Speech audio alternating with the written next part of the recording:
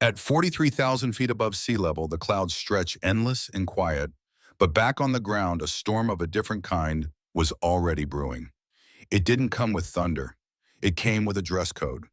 The man stepping out of the sleek black town car at Lucent International Airport didn't scream wealth. He didn't flash a Rolex, didn't wave a diamond-studded briefcase. He wore a hoodie, clean, soft, intentionally understated. But in the eyes of the young security agent manning the exclusive VIP security lane, that hoodie said everything. Wrong class, wrong place, wrong man. Standard lines over there, sir, the guard said, not scanning the card, not looking past the hood. The man Dorian Grant, CEO of a $12 billion private empire. He didn't argue, he didn't raise his voice. He stepped back and made a phone call. 10 minutes later, the boardroom lights of an airport security firm began to flicker with incoming notifications. What started as an act of petty profiling was about to erupt into a corporate earthquake. He wasn't just going to prove he belonged, he was going to own the ground they tried to deny him. Before we dive into this story of silent power and stunning revenge, comment where you're watching from, and don't forget to subscribe so you won't miss the latest stories. Lucent International Airport thrived on movement, rolling luggage wheels, crisp overhead announcements, and the subtle whir of escalators humming along their tracks. But amid all that motion, Dorian Grant stood still. Just minutes earlier, he had stepped out of a luxury town car wearing a hoodie and white sneakers, not because he lacked better options, but because he chose them. The hoodie wasn't laziness.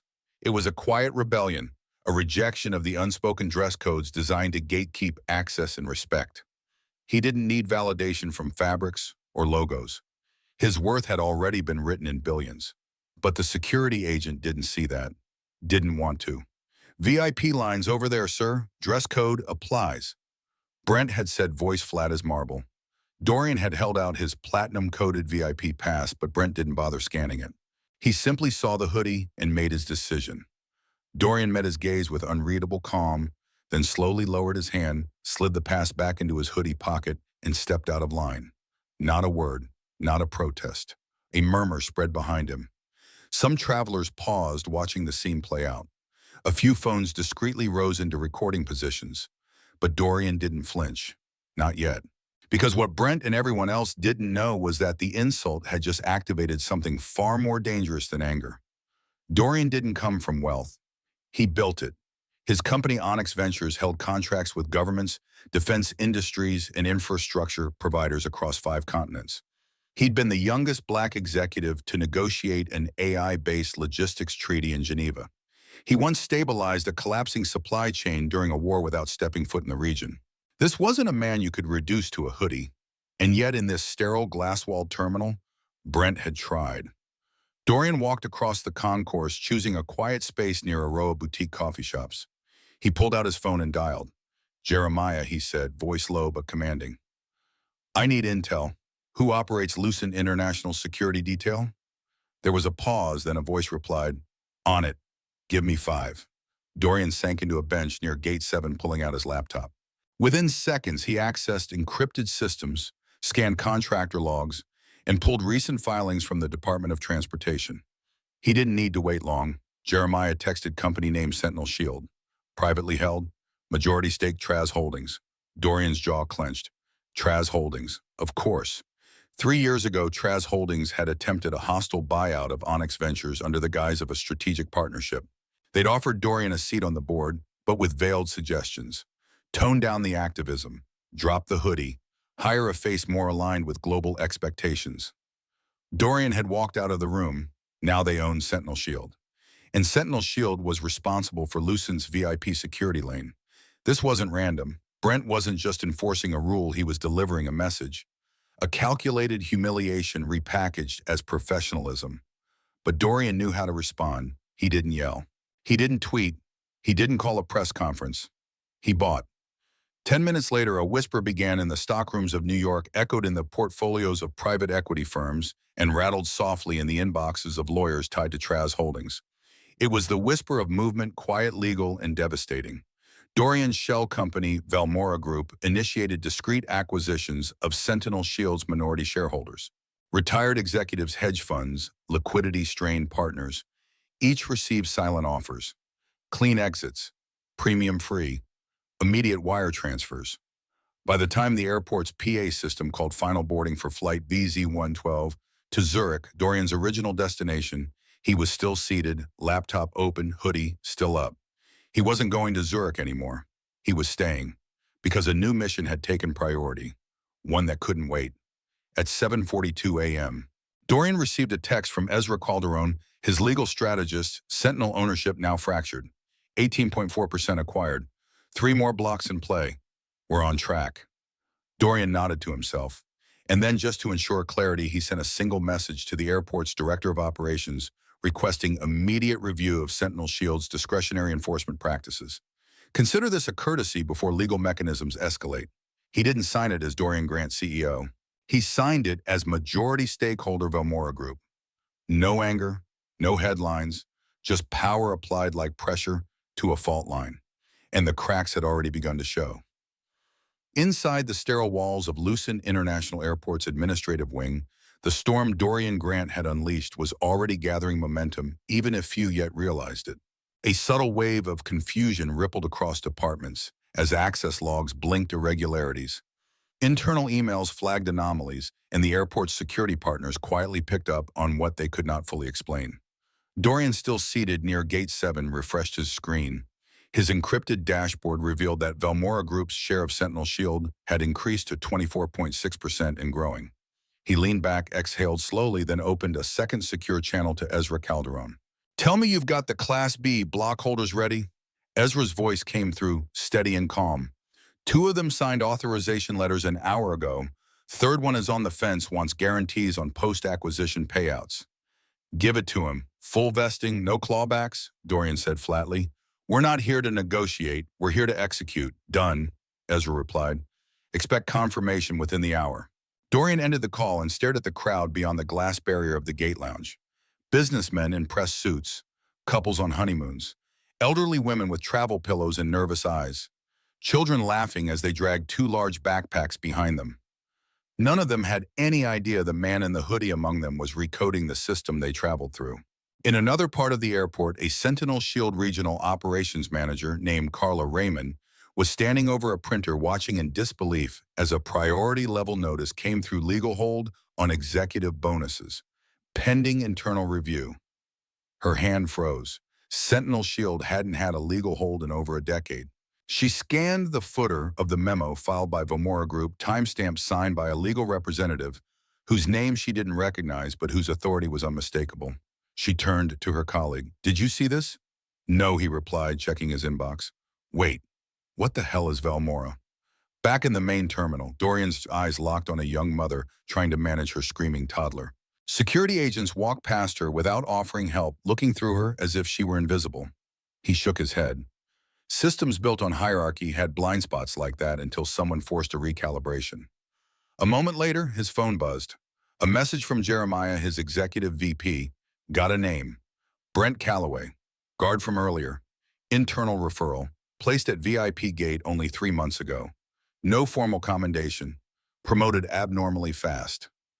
Dorian's eyes narrowed. Source, he typed. Anonymous tip, but said he was flagged last year for profiling concerns. Report was buried. Dorian knew what that meant. There was history here, quiet, dangerous history, the kind that institutions buried in footnotes and excuses. He stood slowly, hoodie still up, and walked toward the far end of the terminal, where the premium lounge sat behind smoked glass walls and a biometric scanner. 2 security guards outside tensed as he approached, but one of them recognized him. Not from the news, from the internal email that had just circulated, warning that a major stakeholder was on site. The guard stepped aside without a word. Dorian entered. Inside the lounge was hushed elegance, velvet chairs, indirect lighting, mahogany paneling. A far cry from the chaos of the main concourse. He found an unoccupied alcove, opened his laptop again, and this time accessed Velmora's private acquisition server. In the corner of the screen, a live equity tracker now read Sentinel Shield Class B, equity required 31.4%, just over a third, but that was all he needed to trigger a compliance motion. He opened the form pre-drafted, reviewed, and standing by and filled in the final fields. The reason for the audit: discretionary enforcement resulting in possible systemic discrimination based on attire and assumed socioeconomic status. He added Brent Calloway's name. He added the timestamp. He added a single line in the comments section. Credentials were not scanned. Decision was visual. And then he hit send. The form disappeared into a secure transmission queue, one designed to notify both Sentinel Shield's internal oversight team and the airport's public governance board. Dorian didn't smile, but something in his posture eased ever so slightly. The machine was in motion now, gears turning, behind walls no one else could see. He stood and moved to the window. Beyond the glass, another jet lifted into the sky, its metal belly gleaming in the morning light. He remembered being 17, watching planes take off, wondering what it took to be the man on board, not the boy watching from the edge. Now he controlled the lanes that led to the sky. He reached for his phone and texted Jeremiah again. Next step, I want Sentinel's full contract with Lucent, every clause, every exception. Already on it, Jeremiah replied. You want to trigger clause 14. 3B. Exactly. Because clause 14.3b stated, in the event of an internal audit or substantiated misconduct, claim the airport reserves the right to pause or cancel the current security contract. All Dorian needed was a single verified incident, and Brent had handed him one on a silver platter. The hoodie was never the problem. The assumption behind it was. And now the system that allowed that assumption was about to be dismantled by the man they thought wouldn't dare. In a quiet meeting room tucked away inside Sentinel Shield's regional headquarters, two senior compliance officers sat shoulder to shoulder, eyes flicking across lines of newly flagged alerts. On the main screen before them, 3 internal investigations had been opened in the last 45 minutes, an unprecedented spike. What the hell is Velmora Group? One of them muttered, scrolling down a log. And how the hell did they trigger this audit so fast? Not just that, his colleague replied, voice low with tension. They cited clause 14.3b. That hasn't been touched in years. Clause 14.3b was a contractual tripwire, an old accountability clause buried in the fine print between Lucent International and its security provider. It allowed for a temporary halt in operations if misconduct could be substantiated by a stakeholder or client. Most executives had forgotten it even existed, but Dorian hadn't, because Dorian had once built the predictive software that scanned for silent vulnerabilities in contracts back when he was still an underpaid systems analyst too smart for the cubicle he was assigned to. Now those vulnerabilities were his to weaponize. Meanwhile, inside Lucent's main terminal, the first whisper of disruption reached the ears of a mid-level airport manager named Claire Hamilton. She had just finished approving a new food vendor kiosk near Gate 18 when her phone vibrated, an internal message flagged as priority unusual security audit triggered. CEO-level notification expected. Her brow furrowed.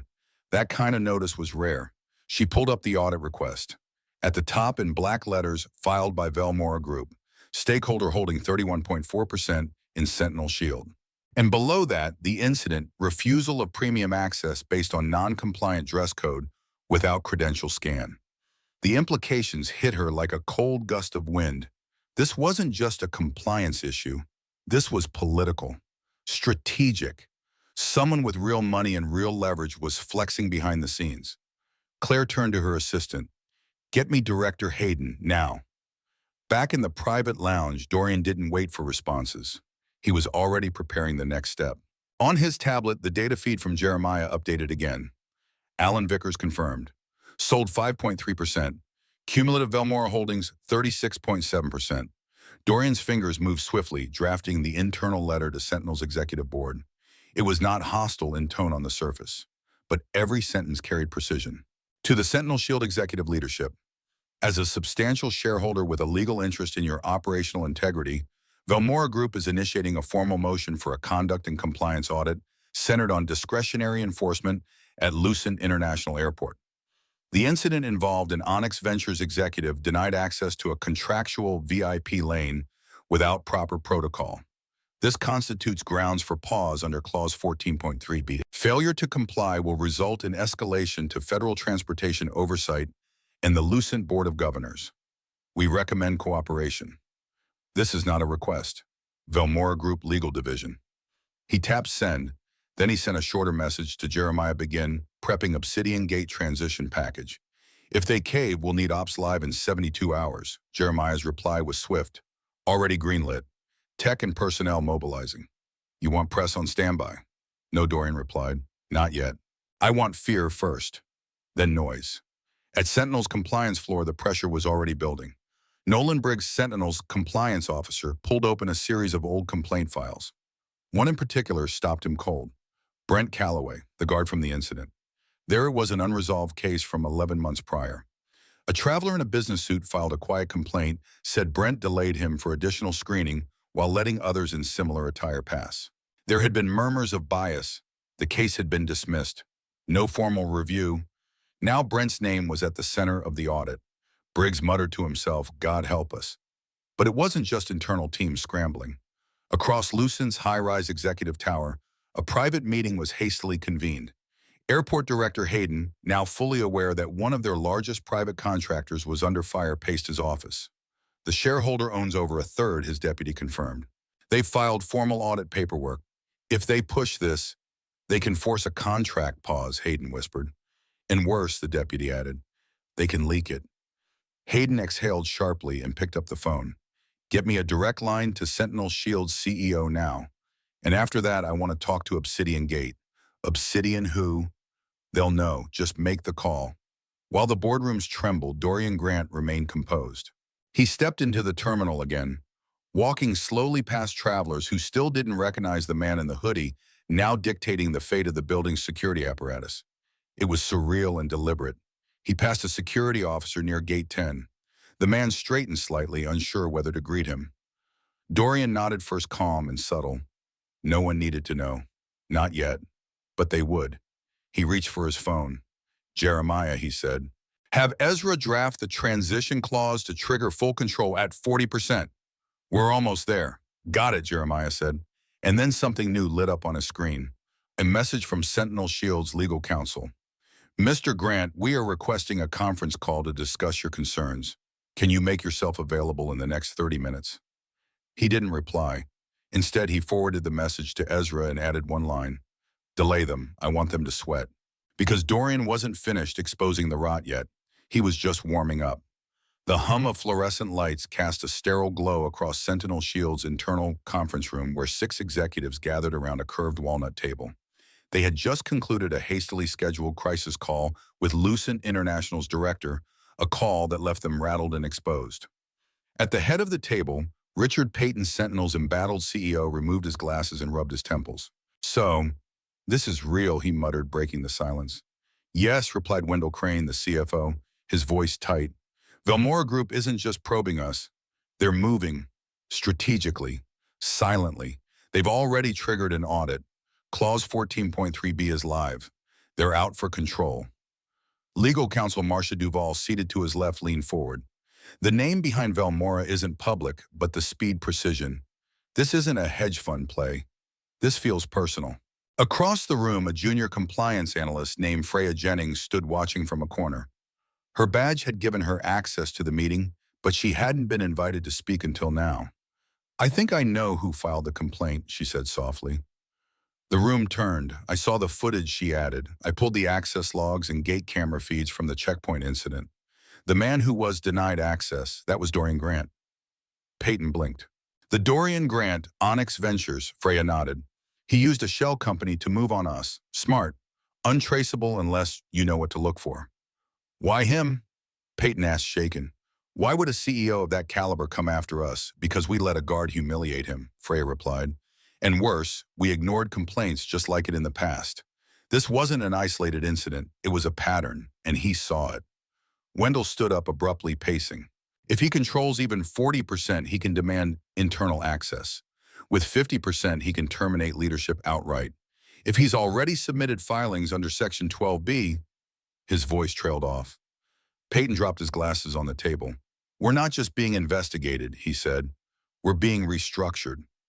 Meanwhile, back at Lucent International, the terminals bustled with their usual morning energy, but pockets of conversation hinted that something had shifted. Employees who had once moved on autopilot were now whispering about audits, replacements, and something called Obsidian Gate. Most didn't know the full story, but they knew someone important had been wronged, and now the consequences were becoming visible. At the far edge of Terminal D, Claire Hamilton stood with 2 other mid-level operations managers reviewing a newly issued directive from airport administration. Effective immediately, All discretionary dress code enforcements at premium access points are suspended, pending legal review. That's never happened, one manager said. Claire nodded. It has now. You know what this means, right?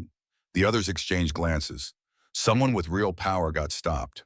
And now someone with even more power is flipping the system. Claire turned toward the security lanes. Then her phone buzzed. It was an email from Director Hayden. Prepare staff briefing. Obsidian Gate is being fast-tracked for operational handoff. Details forthcoming.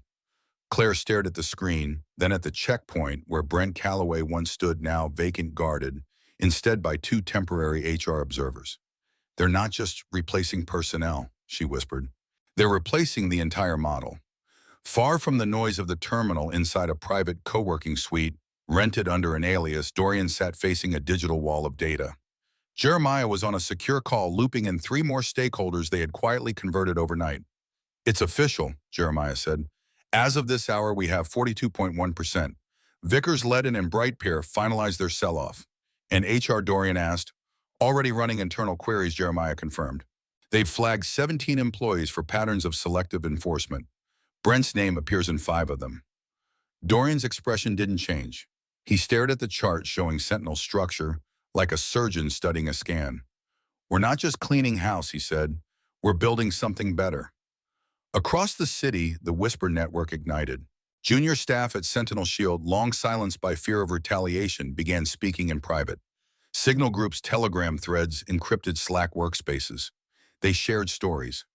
About passengers detained for no reason. About promotions handed to those who enforced visual standards. About complaint files quietly buried. And behind it all, a pattern. A system built not just on rules but on silent approvals. On winks and shrugs, on performance masks that cloaked prejudice. Freya Jennings, the analyst who had spoken up, became a quiet catalyst. Others followed her lead. Old emails surfaced. Metadata was reviewed. Risk matrices were reprogrammed. And in one small but telling moment, a junior IT tech named Sonia Ortiz added her own flag to Brent Calloway's personnel file. Pattern of selective enforcement detected. Suggest further review. She hit send. Then she whispered to herself, this time someone's watching. Back in the co-working suite, Jeremiah added one final update. Obsidian Gate launch plan has been approved. You'll have full operational support within 48 hours. Dorian nodded once. Then it's time, he said, to show them how real security works. In the shadowed quiet of Dorian Grant's temporary command center, an upscale private suite overlooking the city skyline, the war room had shifted from analysis to operation. 2 monitors blinked with live data feeds, another displayed Sentinel Shield's internal staff activity, and a fourth glowed with legal correspondence. Dorian stood at the center of it all, arms folded, watching as the framework of his counteroffensive locked into place. Legal is ready, Jeremiah reported through a secure line. Ezra filed the preemptive compliance action 10 minutes ago. We now have subpoena leverage for internal hiring records, policy logs, and discretionary enforcement logs. Dorian turned his head slowly toward the largest screen. Good, we need the receipts. Receipts were everything. Receipts turned suspicion into proof. At that very moment, Ezra Calderon, Dorian's legal consigliere and former federal ethics investigator, was seated in a quiet office in D.C., staring down at a printed employee logbook from Sentinel Shield. It had taken less than a day to access with the quiet cooperation of a whistleblower embedded in Sentinel's legal department. The entries were telling dates, timestamps, written justifications, or in some cases, the glaring absence of them. Brent Calloway's name appeared in over 27 incident reports, and more importantly, 19 of those had been escalated to discretionary action. Of those 19, 17 involved Black or Hispanic travelers flagged for nonconformity. Not a single white traveler had been flagged by Brent in over 13 months. Ezra drew a red slash through each relevant entry. The pattern was too clean, too obvious. This is what systemic bias looks like when you don't bother to hide it, he muttered. Back in New York, Dorian opened a file marked Incident Log 0427 LIA. Inside, annotated surveillance screenshots from the checkpoint logs of Brent's manual override and a real-time transcript of his refusal to scan Dorian's Platinum Pass. Ezra's voice rang through the line. We also obtained a Slack thread between Brent and Declan Meir, flagged by an internal source. It's veiled, but Meyer hints that someone from Onyx might be traveling soon, and that face recognition might trigger a test. Dorian inhaled through his nose, then slowly exhaled. They planned it. He leaned forward, tapping a key to bring up a zoomed-in exchange from that Slack thread Brent. And if he shows up, Declan, trust your judgment. Presentation matters. That phrase again, presentation. Weaponized professionalism. It wasn't just discrimination. It was strategy. Meanwhile, Ezra continued. Sonia Ortiz and Freya Jennings, two internal staffers, have agreed to sign affidavits. They're ready to submit pattern documentation on selective enforcement. Protect them, Dorian said. If Sentinel catches wind of this, they'll retaliate. Already done, Ezra replied. We've retained pro bono whistleblower protection counsel for both. Their statements will anchor the federal civil rights claim. Dorian tapped a control and switched views to a multi-window dashboard titled Project Obsidian Phase 2. Each window represented a node of evidence. Legal grounds for hostile acquisition, internal discrimination patterns, procedural bias in security enforcement, conflict of interest from Traz Holdings, public accountability, triggers. All of 5 were flashing green. Now we go public, Dorian said quietly. But he didn't mean press releases. Not yet. He meant strategic leaks. He meant making the system confront itself. Back at Sentinel Shield's headquarters, the situation was crumbling faster than Peyton and his executives could spin it. Within the past 6 hours, 2 anonymous posts had appeared on aviation watchdog blogs, citing unconfirmed reports of internal security bias and imminent leadership shakeups. A tech journalist from the Circuit Ledger had already sent Sentinel's PR department a press request for comment. Who the hell leaked this? Peyton shouted from inside his office. Wendell Crane, seated across from him, stayed quiet. He had his suspicions, but he also knew that fighting Dorian Grant in the open would only make it worse. The board wants to meet, he said instead. Tonight, emergency session. For what? Peyton growled. To discuss your future, Crane said. Back at Lucent International, Claire Hamilton, still watching from the operations deck, received a new alert. A fresh directive. Effective immediately, Sentinel Shield personnel must be accompanied by an HR liaison during premium security interactions until audit concludes. Wow, one of her colleagues whispered. This is really happening. Claire nodded grimly. And then something unexpected occurred. A man named Alan Vickers, former Sentinel board member and early-stage investor, posted a cryptic message on his verified social channel. Sometimes correction doesn't come from above. It comes from beside. Watch closely. The systems you trusted are about to be redefined. Within minutes, the post had gone viral in certain business forums. Everyone smelled smoke, but only a few could see the fire starter. In a final move to fortify his case, Dorian tapped into his private network of engineers and ethics auditors. They were already halfway through building a full white paper on bias enforcement in security subcontracting using Sentinel Shield as the primary case study, a digital bomb. One that, if released, would change how contracts were written in every international terminal from New York to Tokyo. Upload it to the vault, Dorian instructed. Don't publish it yet, not until we hit 51%. Back in Sentinel's boardroom, Wendell tapped his pen nervously. We're out of moves, he whispered. No, Peyton replied bitterly. We still have denial. Denial won't stop this, Wendell said, standing. You know why? Because someone just made receipts out of our assumptions. Dorian Grant didn't storm into meetings. He arrived with silence, with presence, with the gravity of a man who had built empires not through slogans, but through silence, execution, and precision. At exactly 7:58 a.m., he entered the Lucent International Airport executive wing through a private elevator flanked by no entourage, no press, just the rhythmic tap of his leather soles on polished marble. The airport board had called for an emergency session in the East Conference Room. They didn't expect him to show, not in person, certainly not early, but he was already there 2 minutes ahead of schedule. The assistant at the front desk scrambled to her feet. Mr. Grant, they're still assembling inside. I know, he said calmly. That's why I'm here now. She blinked. He moved past her, adjusted the cuff of his blazer, and stepped through the frosted glass doors without waiting for a knock. Inside, the room buzzed with tension. Airport Director Hayden stood mid-sentence, flanked by 2 board members. Legal counsel whispered furiously into her colleague's ear. A compliance officer typed frantically on a laptop. Coffee cups sat untouched. No one was relaxed. The air snapped to stillness when Dorian entered. Hayden turned startled. Grant, you requested emergency review of Sentinel Shield's contractual viability, Dorian asked, walking slowly toward the head of the table. Then I suggest you begin. The chairman Langley cleared his throat. Mr. Grant, we weren't expecting you to join us directly. I would have sent an assistant, Dorian replied, but none of them were denied access to this facility yesterday for wearing a hoodie. I was, so I'm here. He pulled out the leather chair at the head, sat down slowly, and folded his hands. Continue. For a beat, no one moved. Then Director Hayden spoke. Mr. Grant, first let me personally apologize for what happened at the Platinum Passage checkpoint. That incident does not reflect the values of Lucent International. Dorian's eyes narrowed just slightly. If that were true, Director, we wouldn't be here discussing it again today. The incident wasn't isolated, it was systemic. And I have the data to prove it. He slid a small black envelope across the table. Langley picked it up and opened it cautiously.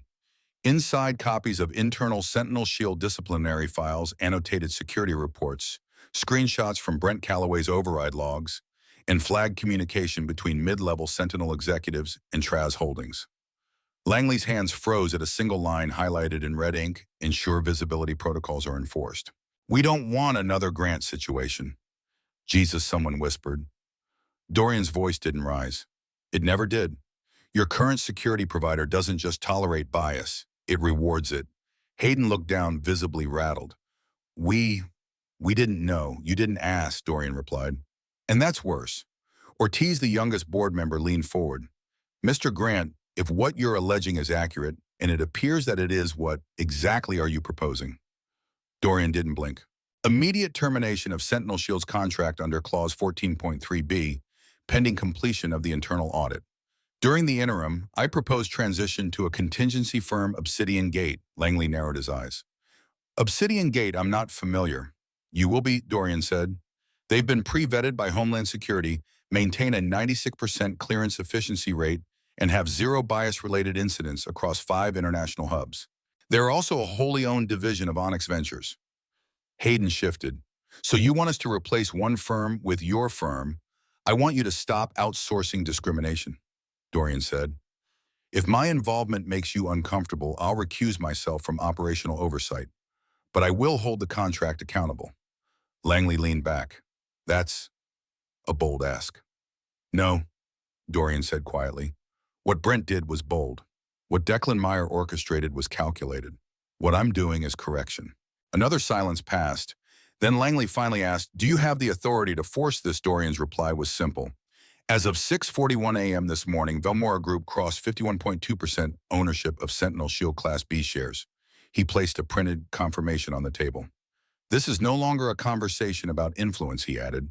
This is control. Someone gasped. Ortiz sat back in her chair, blinking in stunned silence. Hayden whispered to legal counsel, who nodded grimly. It was real. Langley slowly nodded. Then there's no vote needed. There will be a vote, Dorian corrected. But not for my sake, for yours. Let your people decide whether to align with a company hiding behind dress codes and gatekeeping literally, or to move forward. Langley looked around the room. Faces of anxiety, of shame, of dawning clarity. And for the first time that morning, he said, all those in favor of suspending Sentinel Shield's contract effective immediately. Hands went up, one after the other. Unanimous. Dorian stood. You've made the right decision. I'll have my transition team initiate deployment by 4 p.m. today. Before he could leave, Langley asked, what happens now? Dorian paused at the door, turned slightly, and said, now, Director, you see what the world looks like when power dresses how it wants. He walked out, silent as ever. Behind him, the room didn't speak, because they knew. The man who'd been stopped at the gate had just walked through it and torn it down behind him. The fall didn't come with alarms, it came with silence. By 10:03 a.m., Sentinel Shield's executive floor was already spiraling.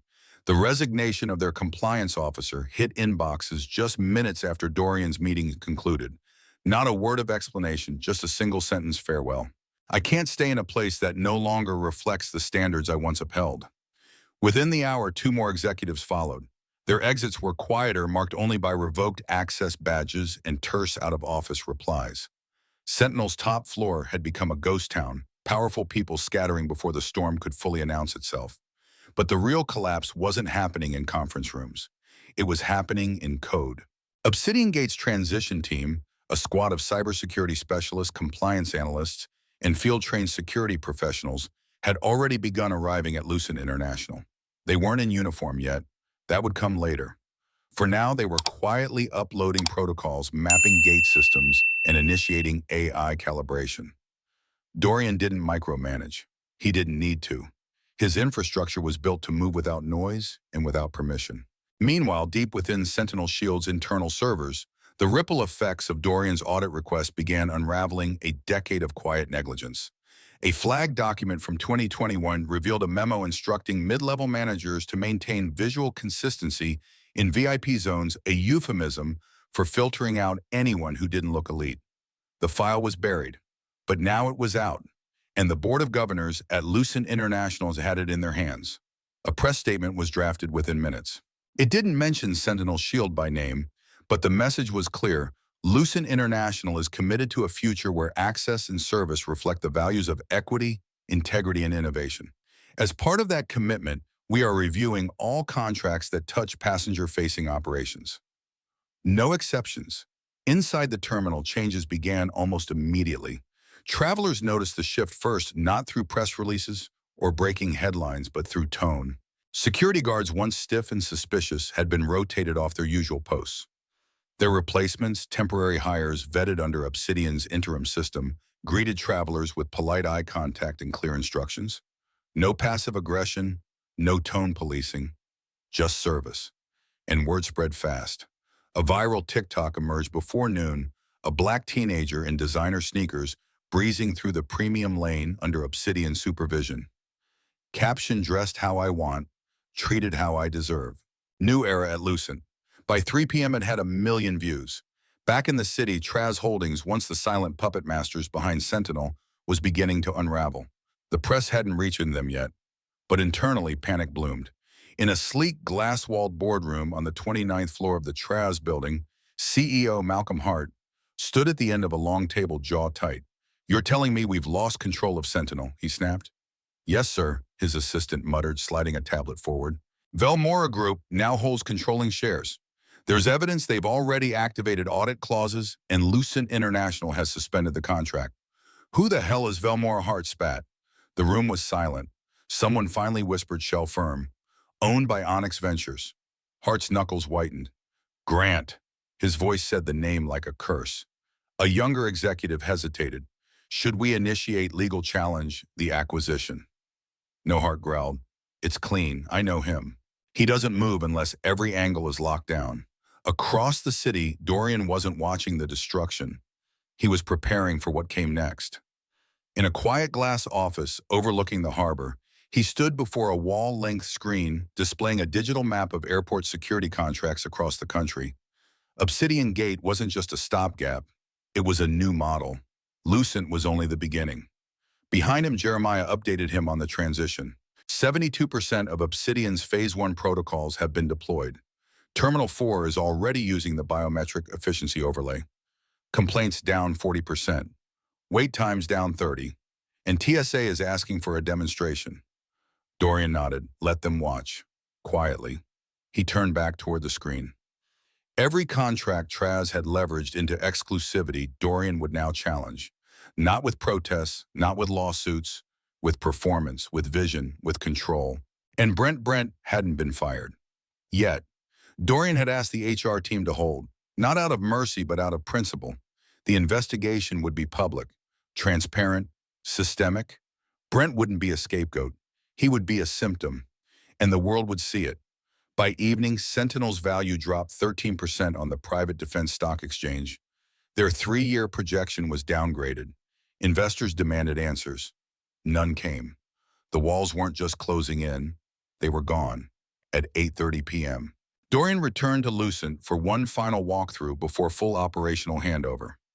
As he stood near Gate 12, watching a family pass smoothly through Obsidian's new checkpoint, a small boy looked up at him. "Are you the boss?" the boy asked innocently. Dorian smiled faintly. "I'm the one who opened the gate." He turned, hoodie still up, blazer still sharp, and walked into the evening. Behind him, the terminal thrived, not under fear but under order. not enforced by appearance, but by principle. By sunrise, the headlines had caught up to the revolution. Major outlets ran with the story in coordinated bursts. CEO in hoodie takes down security giant. Obsidian Gate replaces Sentinel Shield in historic takeover. Dress code discrimination triggers multi-billion-dollar shift. But the real story wasn't just the transfer of contracts or the resignations. It was the rebuild, the quiet reprogramming of everything passengers, executives, and security agents believed about power presentation and policy. Inside Lucent International, the new Obsidian Gate security checkpoints gleamed with discrete innovation. Facial recognition was no longer paired with profiling algorithms. Instead, AI models had been rewritten under Dorian's direct supervision to remove unconscious bias indicators from the core dataset. The system no longer flagged baggy clothes, dark hoodies, or non-conforming expressions as risk patterns. Those tags had been erased forever. Each checkpoint agent wore a sleek black uniform with silver accents. Nameplates were intentionally minimal. No badges of rank, no visible hierarchy, just service. Dorian had insisted on one training module above all else, dignity first. Across the country, other airport executives took note. Quiet meetings were scheduled, emails forwarded. One small regional airport in Ohio reached out for consultation within 48 hours. Then another in Texas, then one in the UK. Obsidian Gate wasn't just a contract, it was becoming a movement. Back at Sentinel Shield, the rot exposed by the audit continued to bleed through the walls. HR reviews revealed more than just Brent's denial of access. It revealed a pattern: over 200 internal reports filed by passengers and junior employees over 5 years dismissed, buried, or resolved internally with no documentation.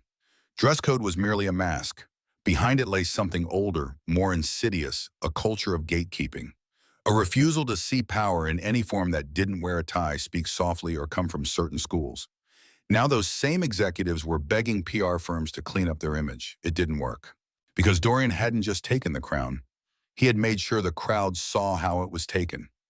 In an interview that aired 2 days later, his only one, Dorian sat across from a prominent black journalist, Miranda Steele, in a pre-recorded segment titled "The Hoodie in the Halls of Power."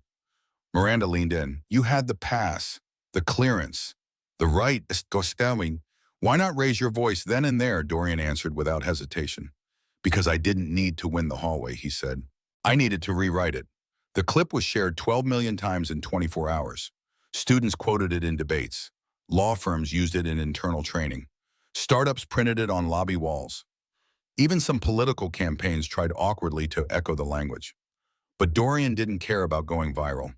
He cared about what lasted.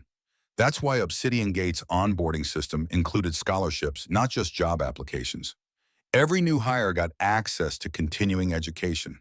Community service credits were integrated into the performance matrix. And within weeks, Obsidian had done something no private security firm had managed in decades. It made first contact feel like trust. The old guard scoffed. Then the numbers rolled in. Lucent's passenger satisfaction rating jumped 22% in the first 10 days. TSA efficiency improved by 19%. Complaints dropped to single digits. Word of mouth surged. And still, Dorian said nothing. He let the data speak. Back in his high-rise office, he watched Lucent's feed on a split screen, one side showing foot traffic flow analytics, the other showing a live sentiment heat map pulled from social media. Blues and greens dominated. Positivity, not perfection, but change. Jeremiah walked in holding a thin tablet. "Chicago O'Hare is asking for a meeting. JFK too. They're calling it the Obsidian model. Want me to set it up?" Dorian nodded once. "Give them time to realize we're not selling a product. We're offering a standard." "And trust?" Jeremiah asked. Dorian didn't answer right away. He turned to the window, the skyline stretching beyond like the blueprint of the future. Let them decay in their own silence.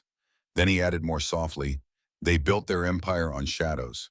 Let them vanish in them too." Elsewhere, Brent's life had changed forever. He hadn't spoken to anyone in days. The suspension became termination once the audit findings hit. But worse than losing his job was seeing his own face pop up in every viral recap, every news segment, every digital conversation dissecting how one moment of unchecked bias cost a corporation billions. He never imagined it would go this far. But that was the thing about gatekeeping. You never saw the door being removed until you were the one standing on the wrong side of it.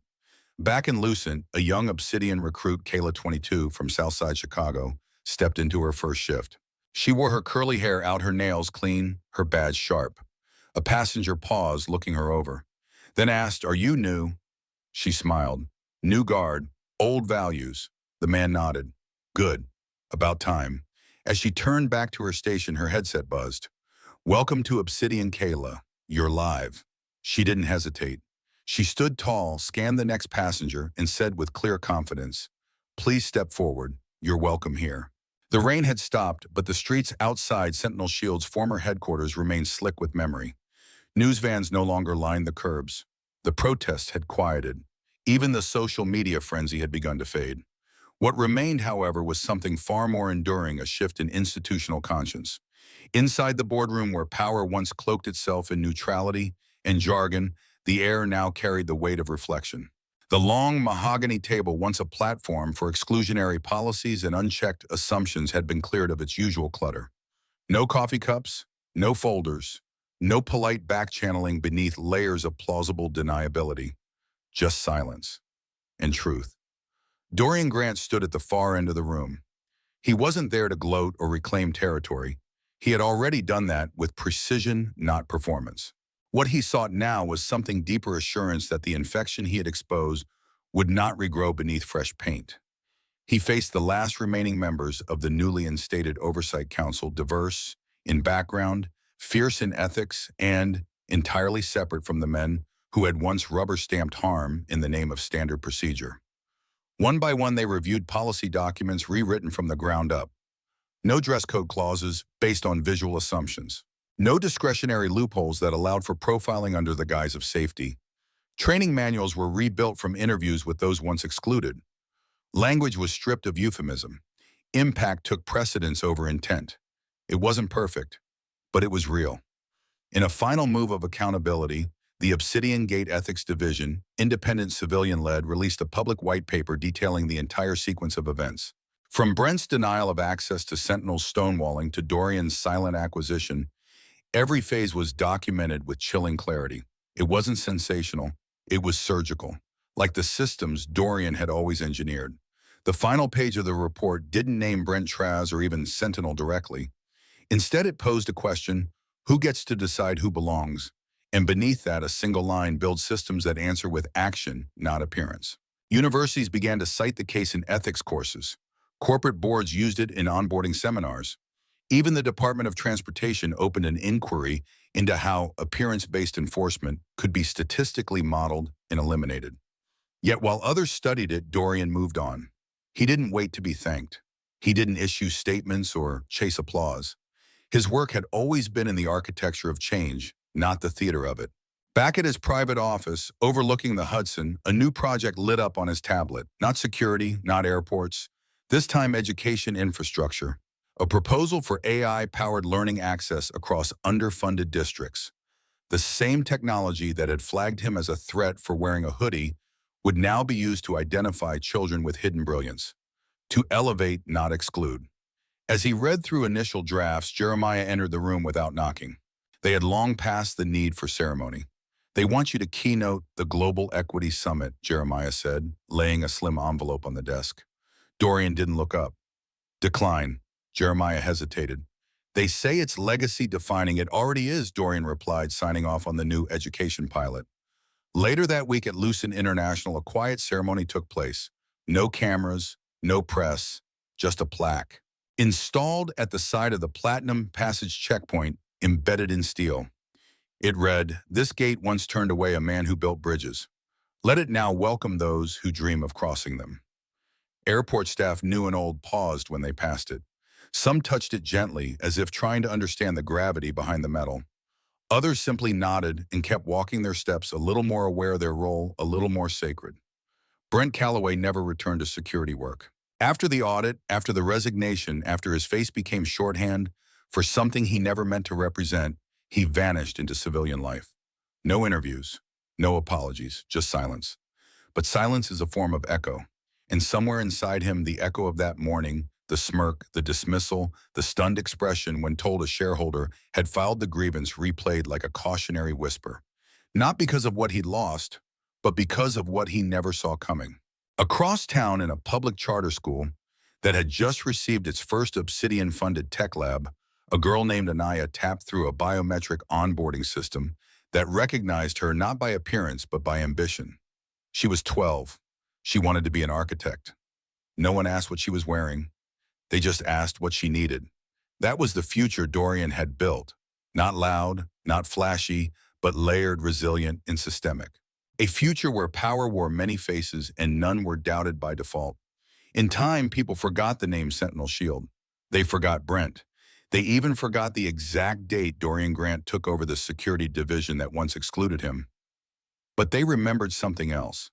They remembered that change had come not with rage, not with revenge, but with reform. With a man in a hoodie who refused to argue at the gate, because he had always owned the building.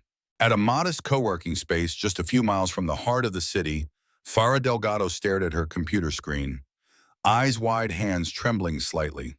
She was a junior consultant at GRC Advisory, a regulatory compliance firm that had been recently contracted to review data practices across a string of transportation companies. Her job wasn't glamorous. Most days involved auditing boring spreadsheets, cross-checking procedures, flagging anomalies no one cared about. But that morning, as she reviewed routine data logs, something caught her eye. A cluster of alerts from Lucent International Airport, specifically from the Sentinel Shield system, had been scrubbed manually 3 days prior. The entries were tagged discretionary protocol override, but there was no justification. Note, no digital trail of who ordered the override, just a brief remark, compliant bypass, no further review. Farah frowned. That wasn't standard language. In fact, it wasn't language she'd seen in any other logs across the dozens of airport systems they monitored. A quick comparison of flagging behavior in similar scenarios, VIP entries, dress code challenges, scanning errors revealed something chilling. Lucent International was the only site that had such overrides applied solely to entries marked as H-class clearance. She clicked open the clearance criteria. H-class high-value passengers, biometric ID required, board-approved access. Her pulse quickened. She remembered the headlines, the silent takeover, the hoodie. She remembered watching the video of Obsidian Gate's arrival at Lucent, the way the signage changed, the way the executive Dorian Grant, silent and focused, had never once lashed out publicly. He had simply acted. And now, here it was, the remnants of that action. A fingerprint of injustice so subtly coded that it required deep, boring pattern work to uncover. Farah didn't call anyone. She printed the log. Then another. Then a dozen more. By noon, she had mapped out a clear pattern across 6 airports where Sentinel Shield had operated overrides. Silent flags and discretionary denials were disproportionately applied to passengers flagged by a subjective algorithm that scored clothing posture and unofficially skin tone. She looked around the office. Her manager, Felix, was at lunch. No one else would check this. They'd file it under policy discretion and move on. But not Farah.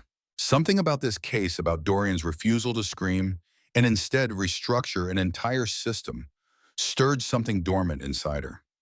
A quiet resolve. A duty. She pulled out her phone and texted a contact from Obsidian Gate's ethics division. They had recently opened a secure line for anonymous whistleblowers. Her message was short: I have logs. Sentinel was hiding something. I want to share it with the right people. Within hours, she received a reply, encrypted Dropbox link, temporary credential, secure call line, if she wished to speak further. Farah hesitated only for a second. Then she uploaded everything. That same day, in a boutique marketing firm across the city, Marcus Devlin, a mid-tier ad consultant, found himself staring at a campaign brief he could no longer support. He had been assigned a PR crisis management package for Traz Holdings. His firm had no idea what the Sentinel fallout really meant, but the brief was clear: redirect attention, discredit, competitors, humanize internal staff. The usual. But Marcus knew better. He had watched Dorian's silent correction play out with awe. He knew what Traz stood for. He'd interned there once. He still remembered the executive dress expectations clause in their intern handbook. He still remembered the time his black colleague was asked to remove a patterned durag before a meeting under the excuse of professional tone. And now they wanted him to spin numb. Instead of logging billable hours, Marcus wrote a different kind of brief. He leaked the PR plan to an industry watchdog blog anonymously. It didn't take long for it to go viral. Reddit threads exploded. Comment sections turned hostile. And for the first time in years, PR insiders were being asked the hard questions, not about market trends, but about ethics, about why truth was so often covered in gloss. Marcus didn't want applause. He didn't even log back in to watch the fallout. He simply submitted his resignation and walked out into the New York spring air, fresh with rain, heart fresh with alignment. Across town, a small classroom at Kavanaugh Technical College held a lecture on AI ethics. Professor Annalee, a longtime researcher in machine learning bias, stood at the podium with a slide titled The Hoodie Incident. Her students, all future coders, designers, architects of tomorrow's systems, leaned forward as she told them the story. But not the media version, the quiet version, the system version. Power, she said, doesn't always look like what we've been trained to expect. And the moment you write code that assumes it does, you are building walls, not gates. She clicked to the next slide. It showed Dorian's quote from the white paper. Build systems that answer with action, not appearance. And one student in the back, eyes glossy with fire, whispered under his breath, then I'm building gates. The class was silent, but something had awakened, and it would not go back to sleep. Inside a secured server room on the 47th floor of Onyx Ventures' Manhattan headquarters, the temperature was a cool 67 degrees. The hum of fans and blinking status lights filled the silence. Dorian Grant stood before a wall of screens, each showing a different node of the private audit network his internal intelligence unit had set up within the last 36 hours. Next to him stood Mariah Brooks, former Department of Justice Cyber Compliance Officer, now head of digital forensics for Onyx. She was quiet, composed, but her eyes glinted with something close to triumph. 3 years of bias burrowed into security protocols, she said, nodding at a terminal, running live forensic scripts. It's all here. Every time Sentinel Shield used the appearance-based flag subroutine to deny access, the system didn't just log it, it recorded the biometric and photo data of the individual timestamp, override reason, and internal reviewer notes. Dorian stepped closer, arms crossed. How many instances? Mariah tapped a few keys, then rotated the monitor toward him. 8 to 926. Across 8 airports, 92% of the overrides targeted individuals of color. 71% wore casual apparel. But here's the worst part. She paused, enlarging one FIO cluster. 36 instances involved minors.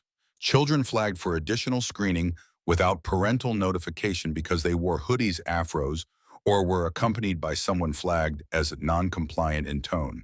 Dorian didn't blink. What about audit trails, encrypted but sloppy? Mariah replied. Their system auto-saved to cloud redundancies. We traced 3 archives that Sentinel never scrubbed. It's admissible, it's damning, and it's systemic. Dorian looked at the screen, a mosaic of silent injustices, each one log time-stamped and ignored by the system designed to protect. No statements, he said firmly. Not yet. We don't leak this. Mariah nodded. What do we do instead? We present it, officially, unapologetically, and we give it to people who can't afford to be silenced. 2 floors below, in a private conference suite with curved glass walls and matte black furnishings, Dorian sat across from 3 civil rights attorneys and 2 compliance regulators from the Office of Transportation Oversight. Their faces bore the strain of men and women used to seeing redacted reports and rehearsed denials. But what lay before them was neither. No summaries, no euphemisms, just raw data. Unfiltered discrimination coded in lines of logic and hidden behind layers of bureaucracy. This is just one firm, Dorian said, his voice calm but pointed. And these are only the access logs. We haven't even touched hiring practices, shift assignments, or surveillance biases. The lead attorney, Angela Phelps, leaned forward. You're telling me this data has never been disclosed? Not voluntarily, Mariah answered. And no regulator's ever been given these credentials. Phelps turned to Dorian. Why now? He looked her dead in the eye. Because silence is the currency of oppression, and I don't pay in that currency anymore. There was a pause. Then slowly Phelps nodded. We'll initiate proceedings under the Bias and Infrastructure Enforcement Act, she said, and will request subpoenas for all Sentinel logs at federally partnered terminals. Good, Dorian replied. And when they start running, don't chase them. Just publish. That evening, back at Lucent International Obsidian Gates, new systems began their first round of silent surveillance countermeasure audits. Every facial recognition camera, every luggage scan algorithm, every behavioral flag trigger was run against new protocols written under Mariah's supervision. Where Sentinel Shield had relied on superficial markers, skin shade, voice volume, clothing, texture, Obsidian's system now focused on actual risk patterns, sudden deviations in behavior, biometric inconsistencies, proven threat vectors. By 10 p.m., a quiet transformation had occurred across all 10 pilot terminals. Security became smarter and fairer. At Gate 12, a young boy in a marble hoodie breezed through the checkpoint, no stares, no second glance. Just a polite nod from a guard who had been retrained with new equity protocols. In the observation room above, Mariah watched. It was a small win, but one that mattered. Meanwhile, back at Traz Holdings' downtown tower, panic was beginning to brew. In a dimly lit war room lined with oak and paranoia, Declan Meyer paced in front of three silent executives. The footage from Sentinel's board meeting had leaked, no one knew how, but the headlines were already beginning to sting. Discrimination lawsuit looms over former airport security giant. Onyx CEO exposes systemic bias in real-time takeover. And worst of all, Obsidian Gate named future standard for airport security. This isn't sabotage, one board member muttered, voice dry with dread. It's revolution. Declan stopped pacing. We need a statement, he barked. We need to flip the narrative. But no one in the room had anything left to say. Because the truth didn't need spin. It just needed to be seen. Back in his office, high above the city lights, Dorian watched the world begin to adjust. A young intern from Onyx's internal media team quietly knocked and entered, holding a printed sheet. Sir, this was forwarded by our ethics partner at Lucent, she said, placing it on his desk. Dorian looked down. It was a letter, handwritten, from a teenage traveler who'd passed through Lucent the day Obsidian took over. It read, Dear Mr. Grant, thank you for changing the rules. My hoodie is my comfort. Today no one made me feel small because of it. I didn't even know who you were until someone told me. Now I'll never forget. Dorian folded the letter slowly, a quiet pause overtaking the room. Not because of pride, but because he knew the evidence wasn't just in the logs, it was in the lives. It was 6:42 a.m. when Dorian Grant entered the lobby of the Traz Holdings building. The morning rush was already in full swing. Executives in tailored suits, streamed-in heels, clicked on polished marble, and the metallic hum of elevators created a chorus of business as usual. But nothing was usual about what was coming. Dorian was dressed in a charcoal wool trench coat. No hoodie, no casual sneakers. This time he wore the uniform they respected, sharp tailoring leather briefcase and hand shoes that made no sound on the floor. He didn't want camouflage, he wanted clarity. At the security checkpoint, the same one that had scanned thousands without pause, a guard glanced up and blinked at the name on the check-in screen. Mr. Grant, we weren't expecting. You are now, Dorian replied, calm but firm. He presented his temporary clearance badge signed by the executive compliance liaison under the clause for emergency stakeholder summons. It wasn't ceremonial. It was binding. The guard stood back instinctively. Elevator 5 pinged. Dorian stepped in alone. By the time he reached the 43rd floor, the private boardroom floor, the power dynamic in the building had already begun to shift. Secretaries had whispered. Phones had buzzed. Legal teams had emerged from corners of the office where light rarely reached. He didn't knock. He didn't have to. The doors opened, revealing a massive boardroom filled with 12 of Traz Holdings' most senior figures. Declan Meyer was at the head of the table, sleeves rolled up, collar slightly open, a failed attempt at casual defiance. Mr. Grant, he said, standing, this is unexpected. No, Dorian replied, stepping into the room. This is overdue. He placed the slim briefcase on the table and opened it. Inside, 3 documents, each printed, bound, and tabbed. The first, a formal filing for corporate grievance under the Interstate Commercial Bias Regulation Act. The second, an affidavit of collusion between Sentinel Shield and Traz Holdings based on whistleblower testimony obtained through an anonymous compliance submission network. The third, a private shareholder proposal invoking Clause 7.1c of Traz's operating charter, demanding an emergency vote of no confidence in the executive board on grounds of breach of ethical responsibility. The room fell silent. Let me be very clear, Dorian said, eyes scanning every face. This isn't about embarrassment. This isn't a protest. This is an indictment of how power behaves when it thinks no one is watching.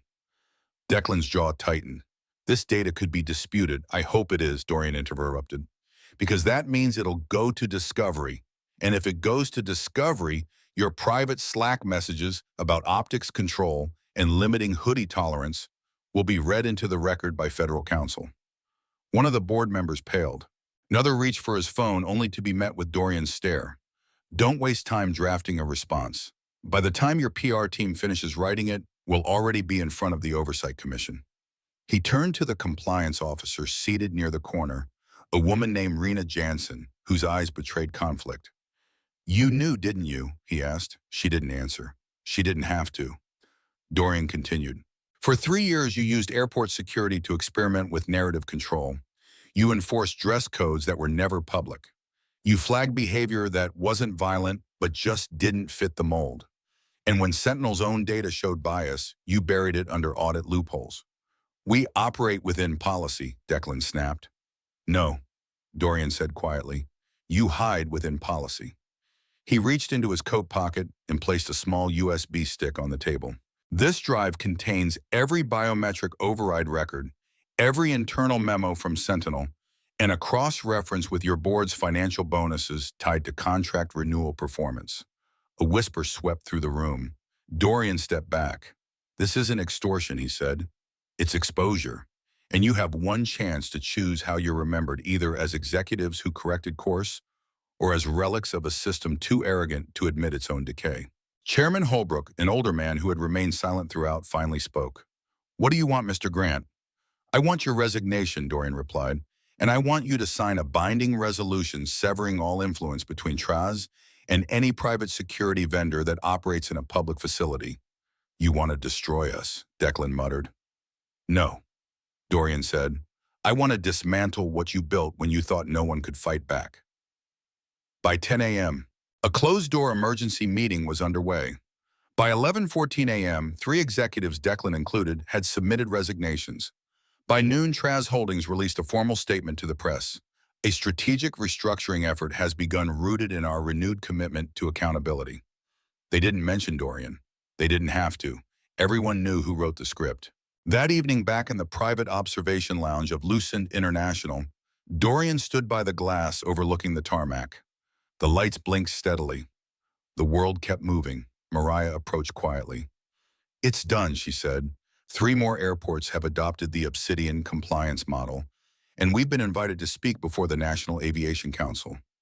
Dorian didn't respond immediately. He watched a plane lift into the air, its trajectory silent but irreversible. Then he said, justice doesn't always come with applause. Mariah smiled faintly. But it came today. And in that moment, with no headlines screaming his name, no cameras flashing in his face, Dorian Grant exhaled. He hadn't won a victory. He had delivered a reckoning. The next 48 hours unraveled with surgical precision, not by accident, not by chaos, but by quiet design. Dorian Grant had done more than confront Traz Holdings. He had detonated the structural foundation they relied on, using paperwork policy and public accountability as the wrecking ball.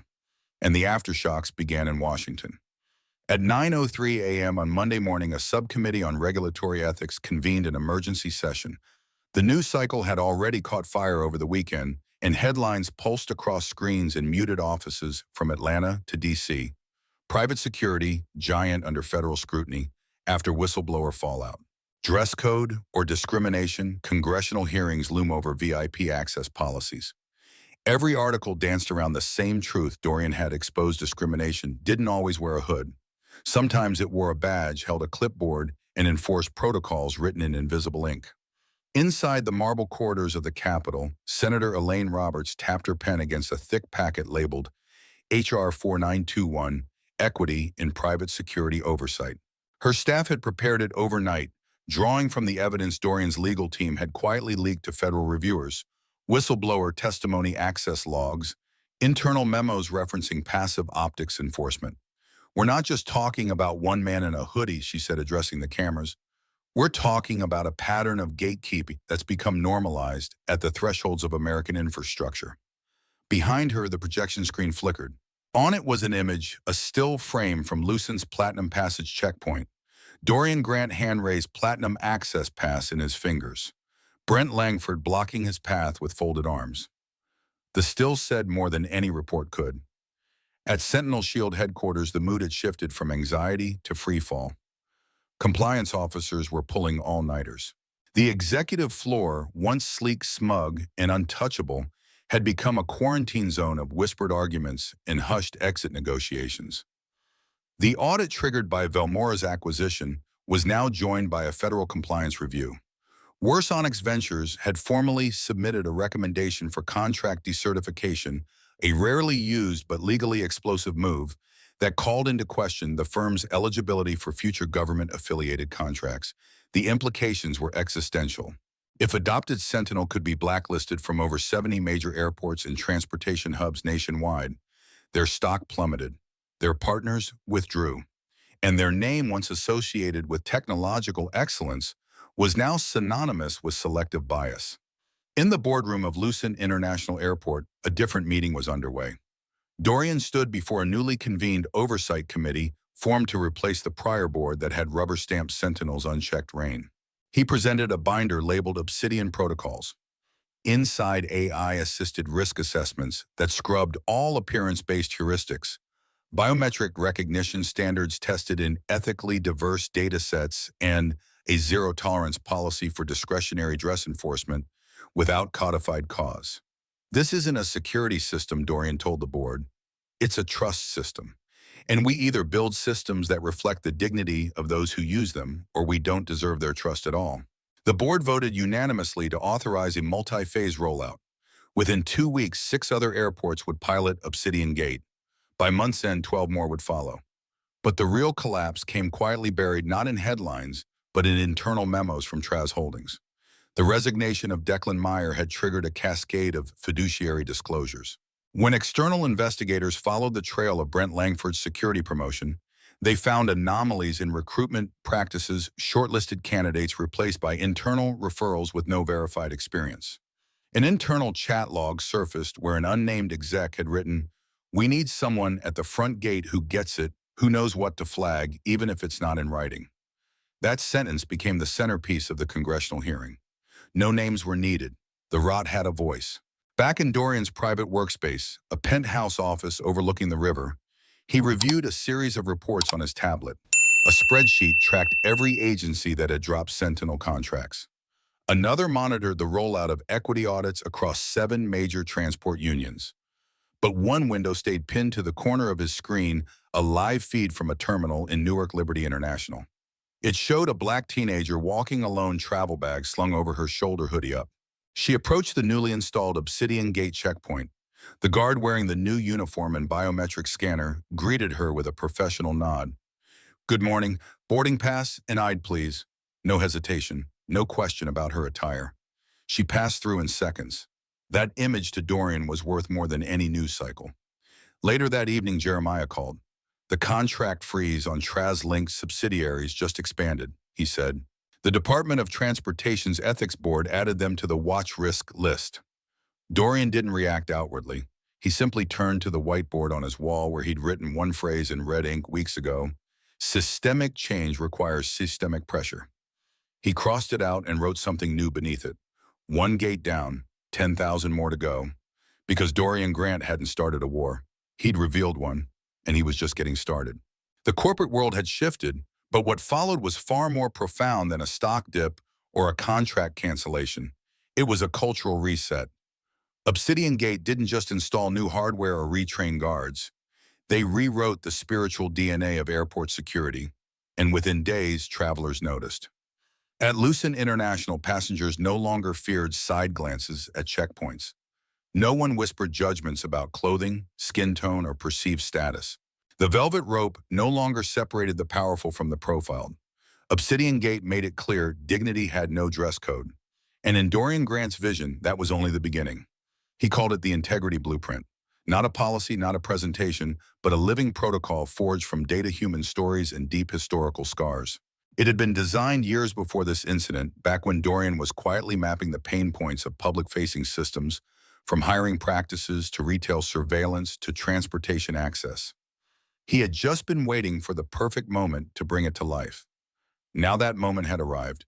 The integrity blueprint was deployed not just at Lucent, but licensed to 3 partner airports and 2 municipal transportation systems within 2 weeks.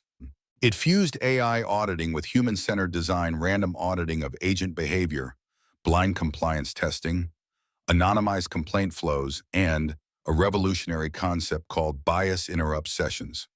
Every staff member, yes, every single one, underwent a real-time simulation conducted by behavioral psychologists and civil rights consultants, where they confronted their own assumptions in carefully designed stress scenarios. The goal wasn't punishment, it was awareness, empathy, and evolution. It wasn't a training, it was a mirror. Meanwhile, social media turned Dorian Grant into an icon, but not in the way influencers or billionaires typically are. He didn't post selfies, he didn't give interviews, he didn't start a podcast or sell a masterclass. What he did do was approve a silent campaign, a black screen, white letters, no hashtags. You don't fix bias with optics, you fix it with ownership. The campaign went viral in 48 hours. Public defenders, educators, tech workers, even airport staff reposted it. But perhaps most moving was the email Dorian received from a high school principal in Newark.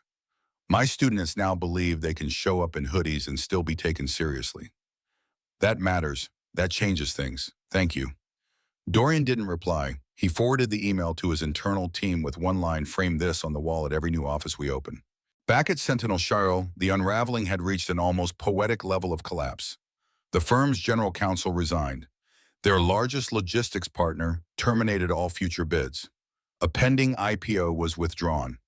But most damning of all, a leaked internal email revealed that executives had discussed removing clients who presented non-compliant visuals at VIP entries. That phrase, non-compliant visuals, trended globally for 72 hours. Protesters stood outside Sentinel's headquarters in 4 major cities wearing hoodies holding signs that read, "My hoodie doesn't violate protocol. Your prejudice does." In an emergency press conference, the remaining leadership team issued a statement riddled with apologies and vague promises of internal restructuring. But no one listened anymore. Not when Obsidian Gate had already stepped in and proved what dignity looked like in practice. For Dorian, vindication didn't come from their fall. It came quietly one morning in Detroit. He'd flown in under a private itinerary to oversee a soft launch at Metro Airport. No cameras, no entourage.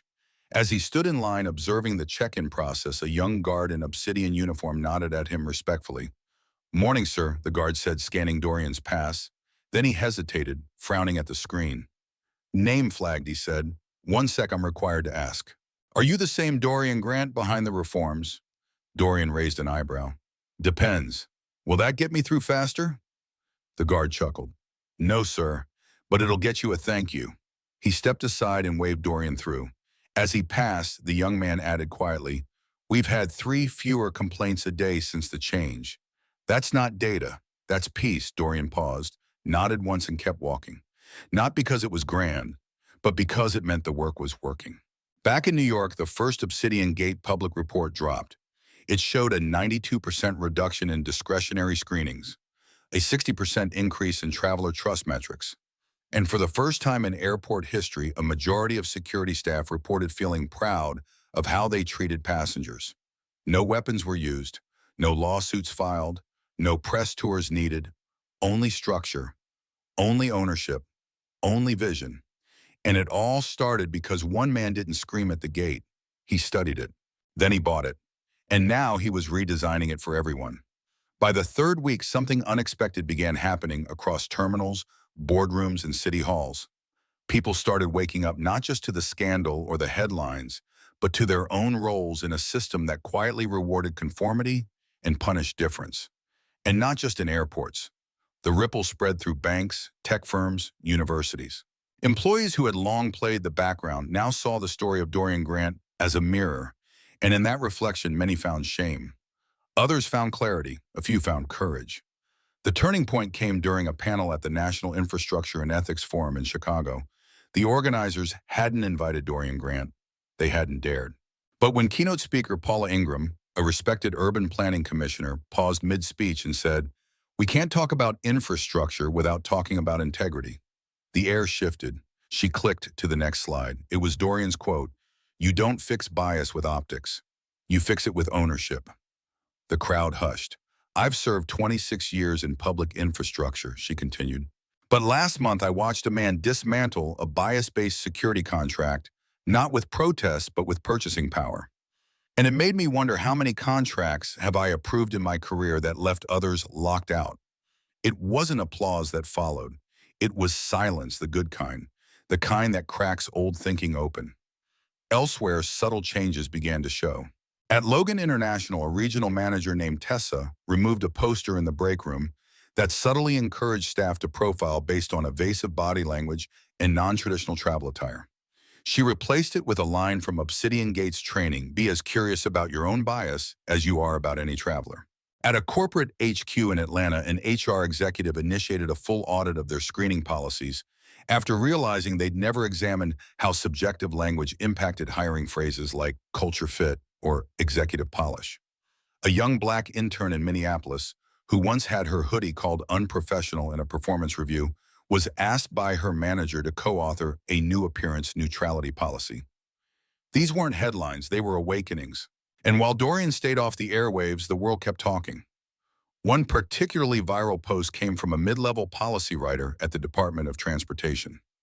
She wrote, "I used to think bias was a software issue, something you flagged and removed. Now I realize it's a systems issue, deep, invisible, cultural." Watching Dorian Grant wasn't just watching a CEO take control.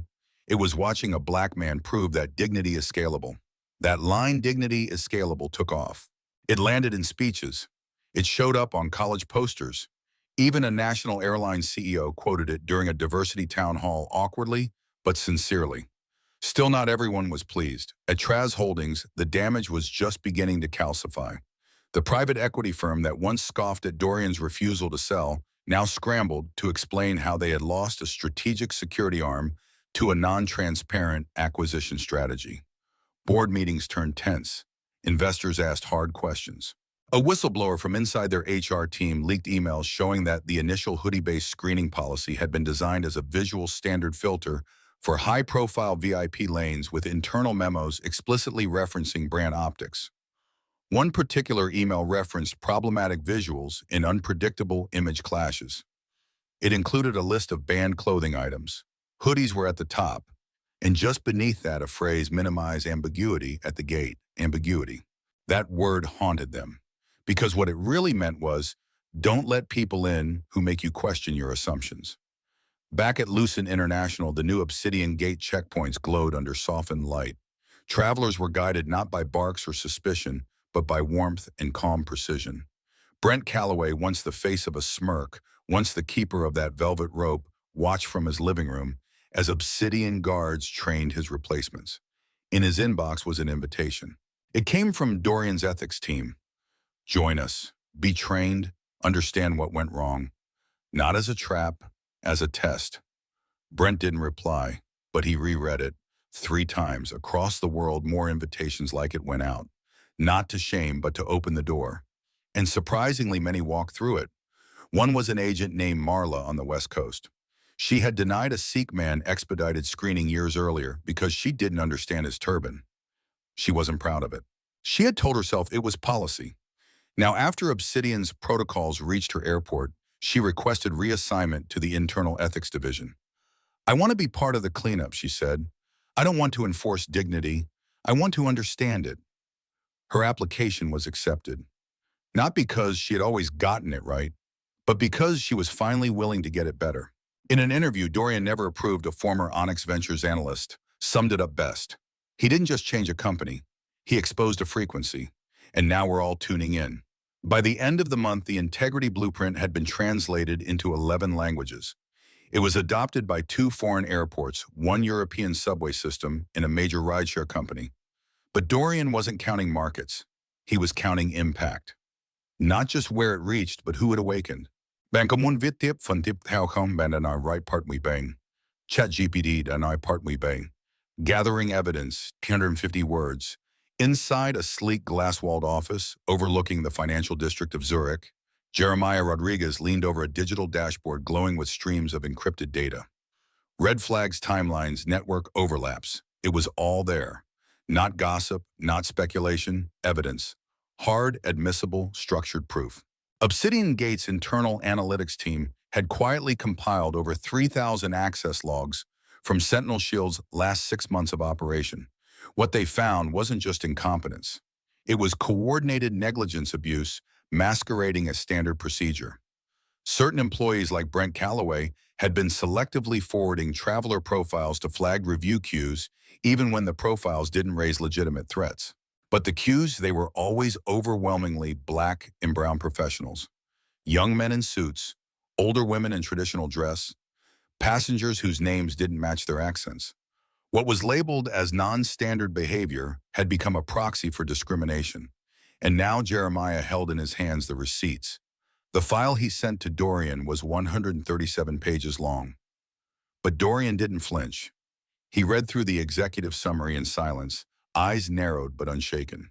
Then he slid the file across the table to Ezra Calderon, his legal strategist and longtime confidant. Ezra didn't ask if it was real. He knew better. "I'll prepare the complaint," he said. "Not yet," Dorian replied. He tapped the screen again and pulled up another file. This one was leaner, more tactical. "Here's where we go next." Dorian's plan wasn't just to expose what had happened. He wanted to know why it was allowed. That meant going deeper into the procurement architecture of Lucent International and beyond. Every contract, every compliance waiver, every exception that Sentinel Shield had received was about to be examined under a microscope. He wasn't trying to destroy a company. He was preparing to bury a culture. Elsewhere in Washington, D.C., a quiet conversation was unfolding on the 10th floor of a nondescript federal building. Assistant Secretary Renee Vaughn, who oversaw aviation ethics compliance for the Department of Transportation, sat with a small team of regulatory auditors reviewing the same evidence packet Obsidian Gate had sent. Her office had never seen a file like this before, not because it was complex, but because it was complete. "How did they even get access to this level of data?" one auditor asked. Renee didn't answer right away. Instead, she leaned back in her chair and whispered, "Because the man who built this file wasn't trying to make a point, he was making a case." She picked up the final page of the report. It included the metadata log where Brent Calloway had tagged Dorian's arrival 3 days before the incident. The tag wasn't random. It had been instructed from someone at Traz Holdings. Back in Zurich, Dorian was already moving forward. At Onyx Ventures' European outpost, a war room had been established, screens on every wall, team leads from legal ethics, PR, and AI security running simulations and counterplay strategies. This wasn't about revenge anymore. It was about precedent. Dorian understood something most didn't, that a single undeniable chain of abuse, when traced to the top, could reset how an entire industry was regulated. But he also knew something else. Precedent wasn't enough unless it was public. That's when Naomi Caldwell entered the conversation. She was the founder of Transparency Row, a whistleblower coalition made up of former tech, aviation, and defense employees. Naomi had seen the files and requested a meeting not for publicity, but to align. "You have enough to detonate them," she told Dorian, her voice crisp, eyes sharp. "But if you want a systemic shift, we can help light the trail." Dorian had already done the math. He nodded once. "I want this to be the last time someone is denied power because of the clothes they wear or the assumptions others project." Naomi's reply was simple. "Then let's show them what projection really looks like." That same evening, major media outlets began receiving anonymous encrypted links. Each link contained a portion of the Sentinel Shield internal playbook, redacted for privacy, but brutal in its exposure. Slide decks marked VIP enforcement protocols. Training videos where instructors mocked streetwear confusion. Emails suggesting passive visual control tactics to minimize disruptive passengers' code, thinly veiled for racial profiling. The documents didn't accuse. They revealed. Within 48 hours, aviation ethics groups in 5 countries issued statements. Lucent International's board went into emergency session. And in a surprise move, Dorian authorized the release of an internal memo from Obsidian Gate explaining exactly what they had found and how they were rebuilding every checkpoint process from scratch, guided by biometric risk data ethics, layered AI, and anonymized traveler reviews that removed implicit bias. For every policy the old system had used to exclude Dorian offered a protocol to protect. And that was the shift. This wasn't cancel culture. It was counter-architecture.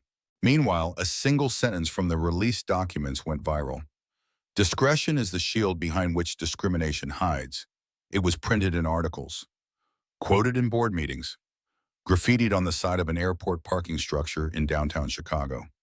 The truth was no longer ignorable. The system hadn't just failed, it had been programmed to filter, and now the source code was exposed. 2 days after the internal documents were leaked, the storm finally arrived, not in whispers or speculation, but in subpoenas. At precisely 9:00 a.m., agents from the Federal Office of Corporate Ethics arrived at Sentinel Shield's headquarters in Arlington, Virginia. They didn't wear windbreakers or carry weapons. Their uniforms were legal briefs, authorization warrants, and small black tablets containing full access credentials. They walked past the receptionist, with calm authority entered the executive wing, and handed a sealed envelope to Wendell Crane. His hands trembled as he read the cover line, Notice of Investigative Action, Federal Inquiry into Discretionary Discrimination and Breach of Contractual Ethics, Sentinel Shield Security Systems. Within minutes, every senior executive received a copy. The office went into controlled panic. In the building's conference room, Richard Payton, Sentinel's CEO, attempted to gather his team, but the usual composure that defined his leadership was gone, replaced by sharp, fractured sentences and erratic pacing. They can't prove systemic intent, he barked. We'll say it was one agent. Brent acted alone. A training error. A dress code misapplication. Ezra Calderon, now representing Velmora Group as its primary legal force, had anticipated this defense. At that exact moment, he was delivering a live briefing to the Department of Transportation's Oversight Committee screens behind him, filled with visual proof. 1. Cross-referenced employee logs and racial disparity ratios. 2. A pattern of unauthorized referral flags. 3. And a timeline showing Brent's promotions aligned with internal Traus executive directives. Ezra didn't raise his voice. He didn't need to. The data roared on its own. In a parallel boardroom in Zurich, Dorian Grant prepared for the confrontation on his own terms. It wasn't a legal battle he was walking into. It was the annual Aviation Security Innovation Forum, a high-level summit where CEOs, regulators, and international security partners gathered to shape industry policy. This year, Dorian had been invited not as an observer, but as a keynote speaker. He entered the grand marble hall of the Swiss Tech Convention Center wearing a simple black blazer, and to the quiet shock of many in attendance, a gray hoodie beneath it.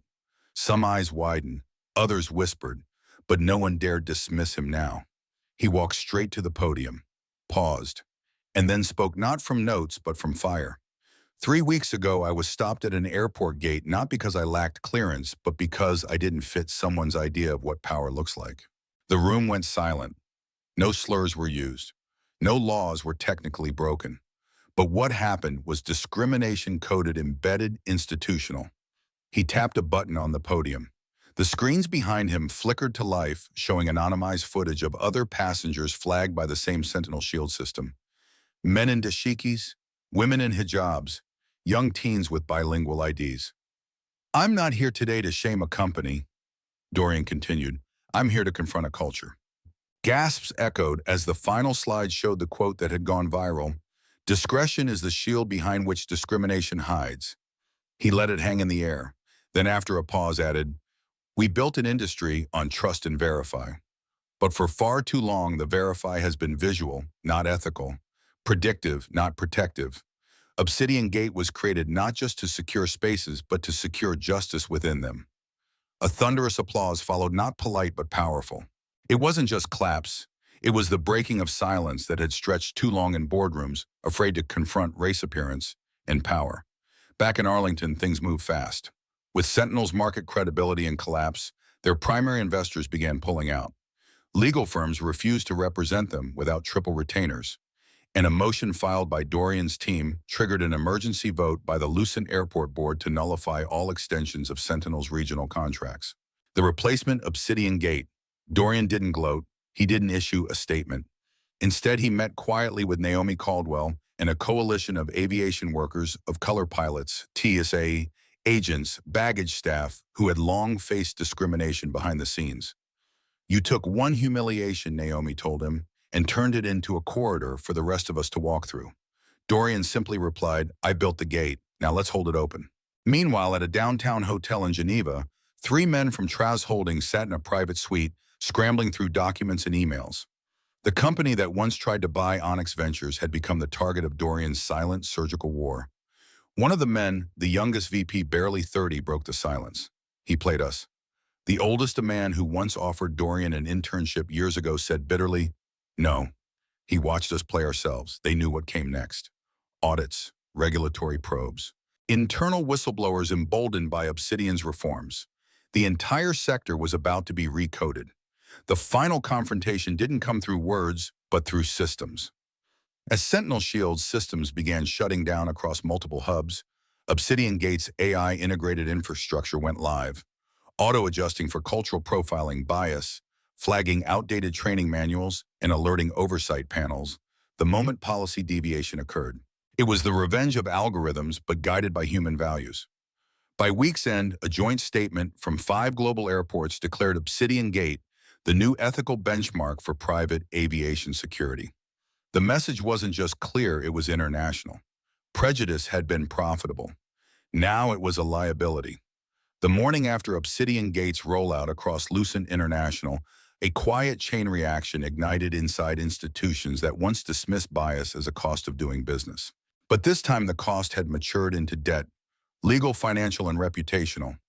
Sentinel Shield's offices in New York, Dallas, and Chicago all received identical notices within hours: contract under review, suspension pending internal audit. In most boardrooms, the news would have triggered strategic planning. At Sentinel Shield, it triggered silence. Wendell Crane, the embattled CFO, now operated from a temporary home office, blinds drawn tight, an empty mug beside his laptop. His inbox pulsed with resignations. Vendor partners were backing out. Insurance underwriters froze liability coverage. Even their PR firm, Valen & Co., known for spinning disasters into growth opportunities, refused to issue a press release. Richard Payton, the CEO, hadn't returned a single internal message in 18 hours. But the world outside was no longer waiting. The New York Times ran a full-width headline on its business front, from hoodie to hostile takeover, how discrimination lost a $4 billion contract.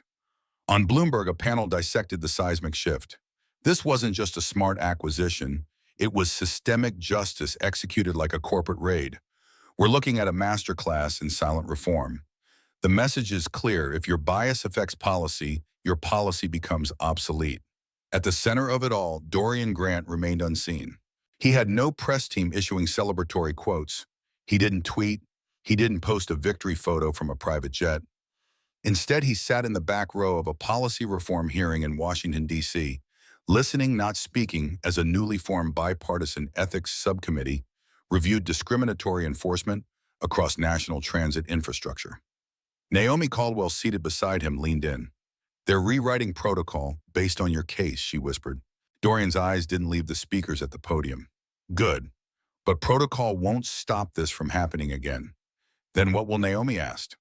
"Ownership," Dorian replied, "of systems, of culture, of power."